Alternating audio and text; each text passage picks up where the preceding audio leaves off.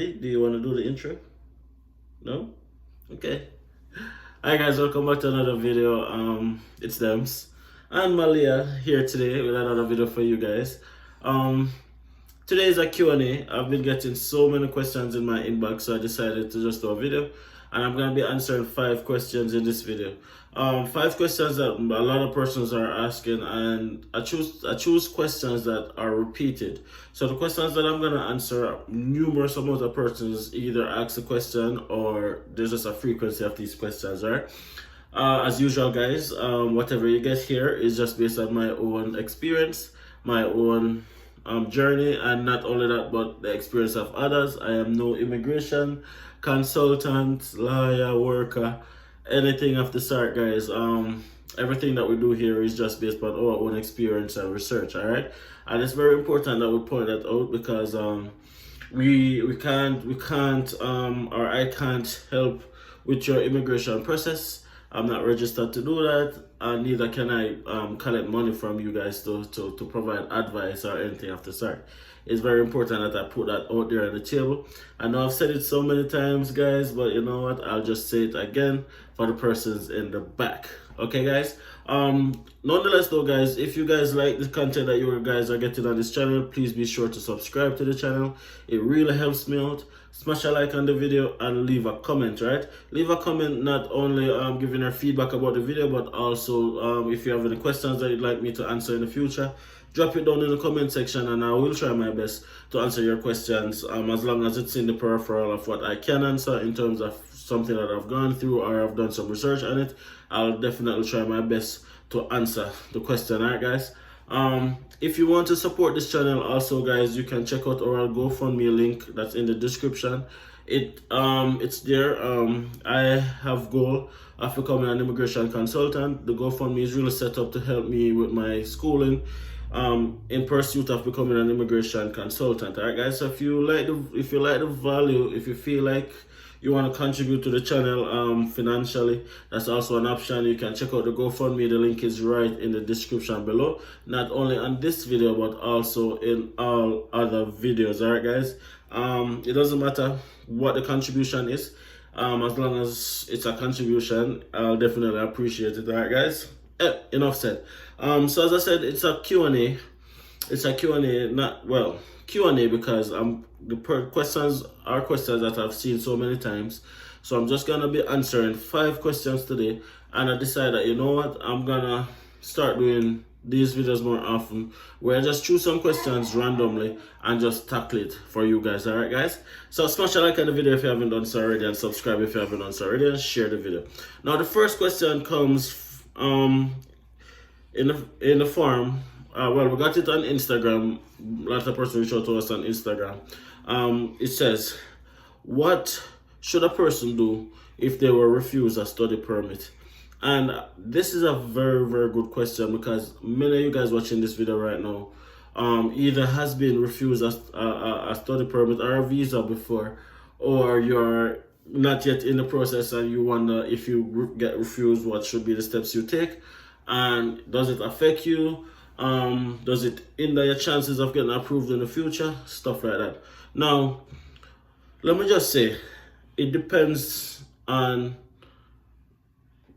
how you look at it. If you refuse a study permit, it can be a blessing in disguise. And I mean, it can be a blessing in disguise because you have an opportunity to apply for a GCM notes, and then you can see exactly why it was refused, and then you can make a second application tackling that exact reason. And once you are able to tackle that exact reason, you're almost guaranteed of approval, right? So that's very important to note. So to answer the question, the first step that you should do if you're refused a Canadian study permit is to apply for your GCMS notes. Many people also have misconception that GCMS notes can only be applied for if you're inside Canada. That is not true, guys. I'm gonna also drop a link down in the video description that takes you directly to where you can get the GCMS notes from any country, right? The GCMS Notes is the immigration officer who worked on your case file notes, right? So they would have said, I refuse this visa because of this reason or because of that reason. When you are refused your visa, you usually get a generic explanation why your visa is refused, but it doesn't detail the specifics of your application. Only the GCM Notes can definitely do that for you guys. So the first thing that you want to do is to apply for your GCMS Notes. A lot of persons are impatient in waiting on the notes because it really takes 30 days on average. Sometimes a little bit more, sometimes a little bit sooner. It usually takes at least 30 days for you to get the notes, right? So a lot of persons just in their pursuit of just applying, they make their second application.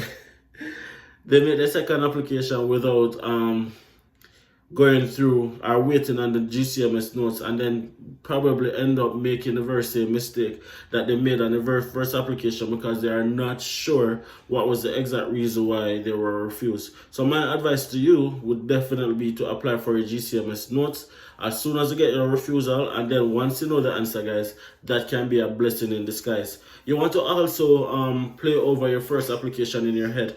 Many people make an application, and I'm talking to persons who apply on their own and not persons who go through an agency or whatever. If you have control over your application, look over your application to see if there's anything that you might have missed, anything that you didn't really explain enough, anything that you probably glance over when you feel like you should have gone more in depth, or if you feel like you didn't show enough money, or if you didn't explain the money that you have is also a factor. So you can just play over your application in your head and see where you could have gone a little bit stronger, and then make sure that in addition to applying for your GCMS Notes and addressing that concern, you put together a much stronger application. All right, so that is definitely my advice to you. Getting refused, as I said, can oftentimes be a blessing, but it can only be beneficial to you if you know why you were refused, the exact and the precise reason why you were refused, and then you can tackle that in a second letter of explanation, explaining to a visa officer that, you know what, this is the reason why you were refused, and these are the steps that you have taken in your second application to address those concerns. And then that usually gives you a greater chance of success. Right, Malia? Yeah, so her mom is at work, so she's stuck with me. Her sister is sleeping, if you guys are wondering. Okay, question number 2. This is a common question, guys, and it states, what is the best province to migrate to in Canada? I purposely choose this question just because of the frequency that this question comes into my inbox, and my answer is not going to change. It depends on what you are looking for. If you're looking to migrate to Canada, anywhere in Canada you land, there's opportunities. There's just great possibilities for you to just achieve the life that you want and improve your lifestyle and standard of living significantly. So in terms of a best or a worst province, it's kind of really and truly it's kind of a rhetoric in terms of it doesn't really matter. It depends on your own drive and determination. I will say, however, though, that there are some provinces that offers a pathway to success faster, but just on the mere fact there's less competition. And these provinces are like the usually the colder provinces, like the Alberta, the Saskatchewan, the oftentimes British Columbia. You have like the Nova Scotia, the New Brunswick, the Newfoundland. These are provinces that are grossly underpopulated. So the fact that they're underpopulated, it means that there's greater opportunity for you guys to not only get jobs, but there's greater opportunities for you guys to, you know, settle and integrate into society, and just less competition in general. What I would like also to say though is that these provinces are usually usually a bit more expensive than the Ontario, the Manitoba, provinces like those, just on the fact that goods and services has to travel a further distance to get to these provinces, right? So the cost of living, however, is usually even though goods and services are usually more expensive, like real estate and stuff like those are usually cheaper in these provinces rather than in Ontario, just on the fact that, you know, demand and supply. There's less demand and there's more supply, so of course price goes down. When there is more demand and less supply, price increase. Scarcity, come on guys, you do economics, you know what I'm talking about. So that's what it is. So real estate, motor vehicle, stuff like that is usually cheaper in Alberta, British Columbia, Saskatchewan. What we pay for rent, we cannot pay, like what we get for what we pay for rent, we would not be able to afford the same house if we're living in Ontario for the same amount of money. It would be way more expensive. So just take that into consideration. But the opportunity to succeed is everywhere, right? The opportunity to succeed is everywhere, and that's fact.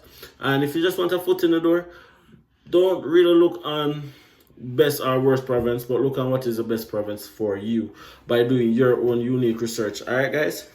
Okay, the third question is, how do I get a job offer in Canada? This is $1 million questions. This is $1 million question. A lot of you guys want to know this. Many people ask this. How can I get a job offer in Canada? Of course, you know, if you get a job offer in Canada, you can get a work permit. You can get a it can be like the doors can be open for you guys in the snap of a finger. All you need is a job offer. But to get a job offer in Canada is not easy, right? And again, I'm talking to persons who are not going through agencies or anything like that. I'm talking just to the average man who is wondering, how can I get a job in Canada, right?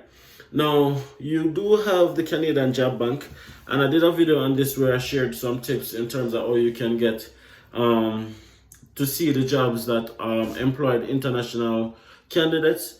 All you do, you just go on the Canadian Job Bank, you put in the filter, you put in jobs that require LMIA, and LMIA really stands for Labor Market Impact Assessment. In terms of that company would then give you a work permit, but you can only work for them for a specific period of time, and then that can get you into the country. But these are extremely competitive jobs in terms of many people apply for these jobs. So the key is to just keep applying. The key is to just check the job bank as often as possible and just hope for success. That's it. There's no other way. Unless you're gonna go through a job agency and stuff like that, which you know is not always the most credible way to go about it, because a lot of persons get frauded and scammed and a lot of stuff by going through the job bank. Not through the job bank, but by going through job agencies. So the key is to just keep checking Canadian Job Bank and keep applying. Keep applying. It's a numbers game. The more you apply, the more chances you have of getting an employer reach out to you, right? So the Canadian Job Bank is a very safe place to apply for jobs. Also because jobs that are posted on Canadian Job Bank are verified to be legit. So if you get a job offer from an employer who's on Canadian Job Bank, you don't have to worry if it's credible or not, because it has to be verified before it is posted on the job bank. All right. So unlike Indeed and like some other job search websites where you do have some scams on it, the Canadian Job Bank, there's no scam. Every single job that's on the job bank has to be verified before it's posted. So that's the best way to go about getting a job offer in Canada. Is a numbers game. You just have to keep applying. Just go on the Canadian Job Bank. I'm gonna probably just drop a link in the description as well for that, so you can check that out in the description. Also, put in the filter jobs that require LMIA, and then that will give you guys the opportunity to get a Canadian employer, possibly, right? If you have reached this far in the video, please make sure that you have subscribed to the channel. It really helps me out. Smash a like on the video and drop a comment. Let me know what you want me to talk about in the future as well. All right, guys? Don't hesitate to share the video as well. Check out our GoFundMe. Give me a strength. All right. Now I have 2 more questions. I have 2 more questions to answer in this video. And the 4th question is it easy to find a spouse in Canada? And I chose to answer this question because not everybody who comes to Canada is married or is already in a relationship and stuff like that. So this is a very good question. It's a very good question. Is it easy to find a spouse in Canada? I laugh because the answer is not very straightforward. Um, Let me just say that North America has a very as an epidemic, and the epidemic that is in North America is loneliness. Loneliness is a problem. In Canada, in the US, there's a significant loneliness problem. A lot of persons here are lonely, and because of that, they become depressed, and they're on antidepressant, and they have anxiety issues, and a whole lot of stuff. Because the opportunity to meet people, like you meet people in, say, for example, Jamaica, it doesn't exist. A lot of persons are on dating apps, are on like different things, just on the mere fact that, you know what, it's not so easy to find someone. But it is possible. It is not as easy as it would be like in other countries where you can just meet someone, someone get to like you, and then that's it. It depends right here because the chances to meet someone is limited. Everyone is just on and about their business. They just go to work, they go home. Where did that one come from? They go home, they just like chill. It's just a 24/7 society that's always working, always on the grind, always pushing, always just on their own wheel, right? So because of that, it's very difficult to connect with people. So it's possible, but it's not necessarily gonna be easy. And dating is gonna look a little bit different, especially if you're dating a Canadian, than what it would look like in your own country. There's not a culture of dependency here. So in terms of men don't depend on women, and women don't depend on men. And that was a shock when I came and I saw, like for example, in the Caribbean and in other countries, women are used to men taking care of them, like giving them money out of them pay and stuff like that. That's like almost non-existent here. There's not a dependency culture. Everybody's on their own wheel. Everybody do their own thing. Everybody make their own money and then come together. That's the kind of society. So dating kind of looks a little bit different, right? So you want to bear that in mind also. And our final question, Malia. Our final question is, what do you like most about Canada?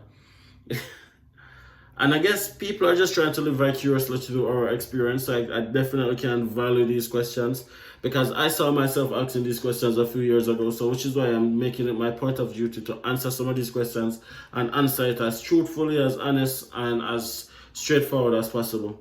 What I like most about Canada is peace of mind. It gives you a different peace of mind. You don't have to worry about a lot of things that you'd have to worry about in other countries, right?